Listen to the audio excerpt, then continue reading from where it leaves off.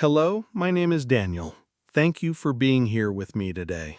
If you enjoy real, heartbreaking cheating stories from Reddit, don't forget to subscribe to the channel, hit the like button, and leave a comment to share your thoughts. It really means a lot to me. This is a story that's been haunting me ever since I read it, not because of the betrayal itself, but because of the way it was handed over, quietly, casually, like it meant nothing.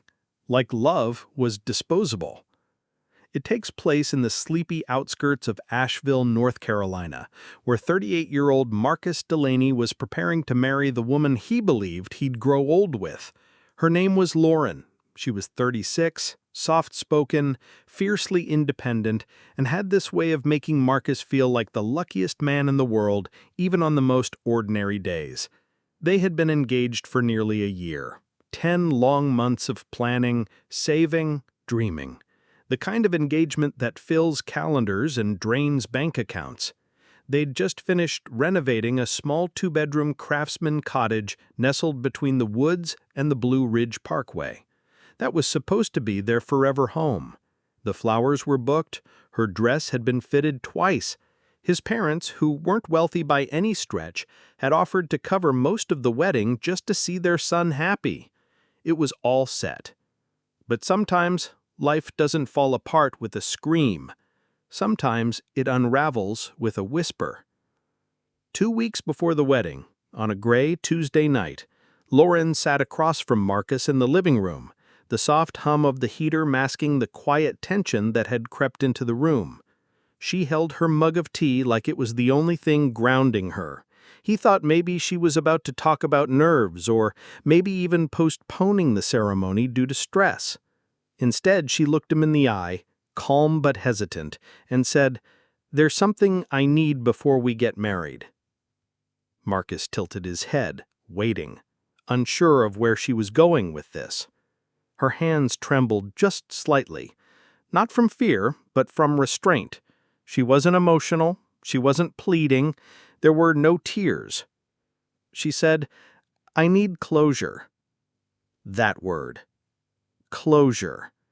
It hung in the air like smoke from a dying candle. He asked her what she meant, still hoping this wasn't what it sounded like.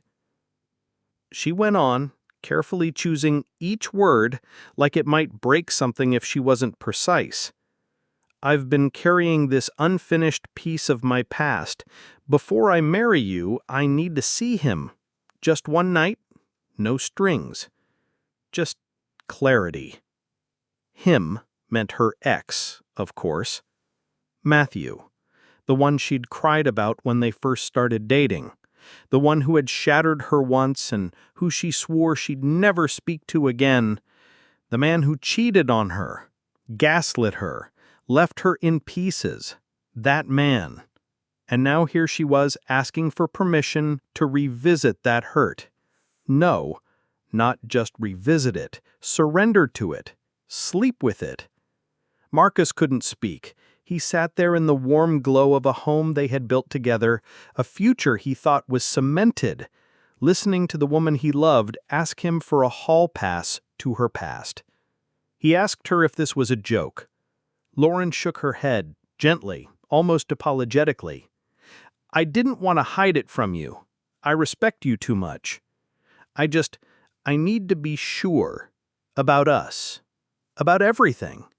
If I don't do this, I'll always wonder, and I don't want to walk into our marriage with that kind of doubt." Marcus couldn't believe what he was hearing. Not just the request, but the way it was wrapped in the language of honesty and commitment, as if that made it noble, as if telling him somehow made the betrayal cleaner. She told him that if he truly loved her, he'd understand. Understand what? That she needed to touch something broken to see if it still hurt? That she was willing to risk everything they'd built for one more night with a man who once made her feel worthless? He sat there, breath slow, thoughts spinning, and then he nodded. Yes. He said yes. Not because he was okay with it, not because he forgave it, but because in that moment, something inside him snapped free. He needed to see who she really was, and now he did. She blinked, surprised by his answer. "Really?" she asked. "Really," Marcus said, almost in the whisper. She leaned forward and kissed him on the cheek as if he'd just given her a gift. Then she smiled and whispered, "Thank you for understanding." That would be the last time she ever saw him. She said it so plainly, as if she was asking for a weekend away with friends. "Something to make sure I'm really ready for this step with you," she explained. At first, Marcus thought she was going to ask for space, maybe therapy, maybe a few nights apart to breathe, to process, to find her footing before the wedding. That would have made sense. He even braced himself for some quiet confession of cold feet. But what came next shattered every fragile hope still holding on inside him. "I need to spend one night with Matthew," she said. She didn't flinch, she didn't stammer, just those words delivered with unnatural calm. Marcus froze. He didn't know how to react. His brain scrambled to reject what his ears had just taken in. One night with Matthew. No strings, just clarity. That was the word she kept using. Clarity. Like this was a self-help retreat instead of a violation of everything they had built. His mouth felt dry, his body cold despite the heat blowing through the vents. He asked her if she was joking. Lauren's eyes softened, not with regret, but with what looked almost like pity. "No, I'm not joking," she said. "I wanted to be honest with you. I respect you too much, and I thought, if you love me, you'd understand." Understand what? That she wasn't done with someone else? That she wasn't ready for the life they had spent years building? That this man who left her wrecked in the past, still had a piece of her that she couldn't let go? He stared at her, speechless. The silence stretched, aching and heavy. Lauren tried to fill it with explanations. "I don't have feelings for him anymore, but there's still something unresolved.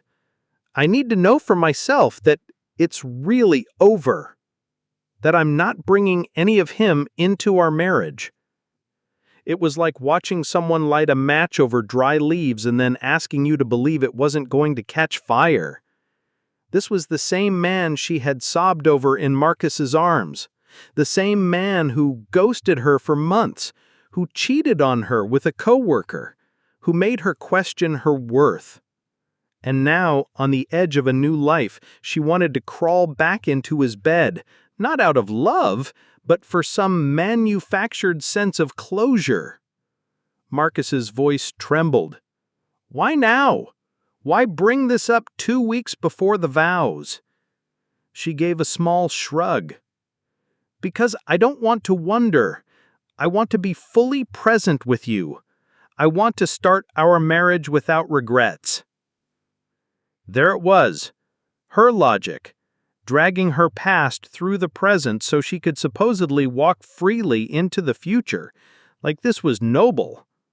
Like hurting Marcus now would somehow purify their love later. He didn't shout. He didn't beg. He just stared at her as the foundation of their relationship cracked beneath his feet. And then something inside him shifted. It wasn't anger, exactly. It wasn't even grief yet. It was a quiet, hollow acceptance, like watching a door close that you didn't even realize had been halfway shut for months. "Okay," he said finally, almost under his breath. "If that's what you need, go ahead." Lauren blinked, surprised. "Really?" Marcus nodded slowly. "Really?" He nodded again. Her lips parted in disbelief, then curved slightly into a smile, not joyful, but relieved. She walked over to him, leaned in, and kissed his cheek. "Thank you for understanding," she whispered. He didn't respond. He couldn't, because in that moment he wasn't thinking about her clarity. He was thinking about the sound of packing tape being pulled from the dispenser. He was thinking about his mother's face when she'd hear the wedding was canceled. He was thinking about the house they had painted together, about the future he'd imagined, and how all of it, every bit, had just been buried by a single sentence. "Really?" Lauren asked again, her voice barely louder than the ticking of the clock on the wall. Then she leaned in and kissed Marcus on the cheek, slow and delicate, as if sealing a deal neither of them had fully spoken out loud. It felt rehearsed, like she had planned exactly what she'd say and how she'd say it, even down to that kiss, quiet and final. "Thank you for understanding," she whispered, as if those words would somehow make it easier for him to swallow. And then she stood up, walked away with light footsteps, and disappeared into the bedroom. That was the last time Lauren ever saw Marcus Delaney. While she was gone the next morning, off chasing something she called closure in another man's arms, Marcus was already awake. He hadn't slept. He'd sat through the night in the dim silence of their little home, surrounded by half-packed boxes they had once filled with hope. Now, each corner of the house felt like a ghost town built on broken promises. By dawn, he was moving. He didn't move in anger. There was no frantic ripping of pictures from walls or tossing of clothes into suitcases, no shouting, no crying. Just a slow, deliberate dismantling of a life he no longer wanted to share. He started with his personal things, his clothes, his guitar, the camping gear they used only once. He packed with surgical precision, taking only what was his and nothing more. He left her favorite coffee mug on the windowsill, untouched, the one she always used on slow Sunday mornings. He didn't leave a note. There were no goodbyes scribbled on scrap paper or heartfelt messages sent in the early hours. She hadn't earned a goodbye. Once his car was full, Marcus opened the drawer where they kept the wedding folder, the one filled with receipts, timelines, seating charts, and vendor contacts. It was all still there, every detail of the day she claimed to be preparing for. He sifted through it carefully, separating anything that had his name on it. Then came the calls. He canceled his flight, his suit order, the hotel rooms his parents had booked for the out-of-town guests. Each conversation was calm, polite, and quietly devastating. When the woman at the hotel asked if he'd like to reschedule, Marcus simply said, "No, there won't be a wedding." It wasn't until he called the venue that he felt his voice begin to shake. He explained that the wedding was off. The coordinator on the other end sounded stunned and hesitated before asking, "Will the bride be confirming this as well?" Marcus paused for a moment, then said, "She will. Just give her until tomorrow. She'll understand." There was no need to go into details, no need to explain the truth to strangers who only saw flowers and centerpieces, not heartbreak. He knew she'd figure it out soon enough. He didn't scream, he didn't fall apart. He just vanished. He turned off his phone, then removed the SIM card entirely. He'd already planned to change his number. He knew Lauren would try to call. Tried to reach him once the dust settled and reality hit her like a brick to the chest. But he wouldn't be there for her awakening. He wouldn't offer her comfort while she crawled back from a decision that had never included his heart. She thought she was getting a moment of clarity, a temporary lapse she could walk away from clean. What she got was abandonment.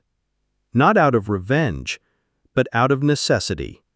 Marcus knew that if he stayed, if he gave her the chance to explain, to spin it, to cry, it might wear him down.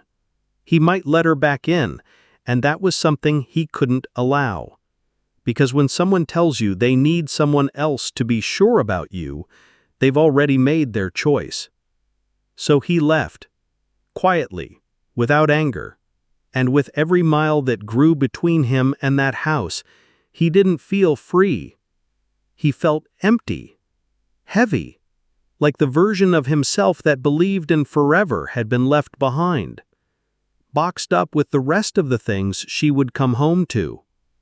Marcus didn't post anything online, he didn't send a goodbye text or write a long explanation, he didn't even call Lauren to say he was leaving. He just disappeared. The silence was his answer. It said everything that words couldn't. He blocked her on every platform, phone, email, social media.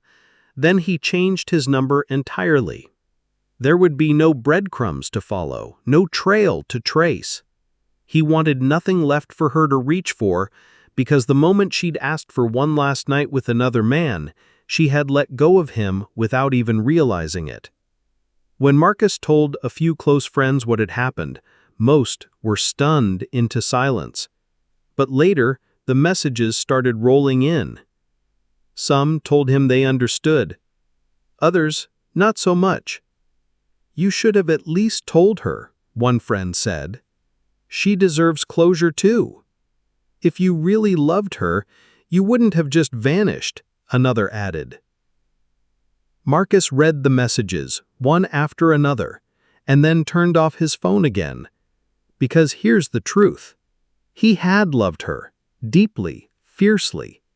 Enough to build the future, enough to forgive her past, enough to trust her with the most vulnerable parts of himself.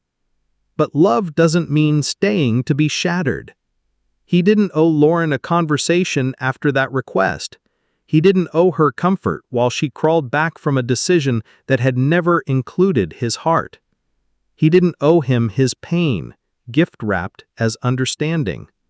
Because when someone stands at the edge of your shared life and asks to revisit someone else's bed, they're not confused, they're not lost, they're not seeking peace. They're making a choice. And all they want is your permission to betray you with a clean conscience. Marcus wasn't going to hand her that. So he vanished. Later, he heard from one of Lauren's friends, someone who hadn't realized Marcus was still connected to a few people in their old circle. The message was simple, but it hit like a weight in his chest. "She came back and thought you two had been robbed." That line played over and over in Marcus's mind. She walked into their home, saw the empty hangers, the cleared-out drawers, and thought strangers had taken everything. But they hadn't. He had. And it wasn't just the clothes or the guitar or the spare camping stove. It was the future. It was the late-night talks, the honeymoon plans, the children they had once half-joked about. It was the trust, gone, like breath on glass. According to her friend, it took Lauren almost an hour to realize the truth. An hour of pacing, of calling his name, of checking the closets again and again as if maybe she missed something, as if maybe this was still some kind of misunderstanding. Then she found the wedding folder, tucked into the corner of the dining table. His half, gone. Her half, still sitting there like a memory in paper form. That was when it hit her. He wasn't coming back. She tried to reach him. She called his parents. She sent emails to his old work address. She even made a post online about being abandoned without warning, framed it like a tragedy, like a cruel vanishing act. "She made one mistake," her friend had said. "She just needed clarity. You didn't have to disappear like that." Marcus remembered staring at the message on his screen for a long time before turning it off again. One mistake? No, it wasn't a mistake. It was a conscious choice, a deliberate request, something she'd thought about, worded carefully, and delivered without apology. Lauren didn't trip and fall into her past. She walked there, willingly.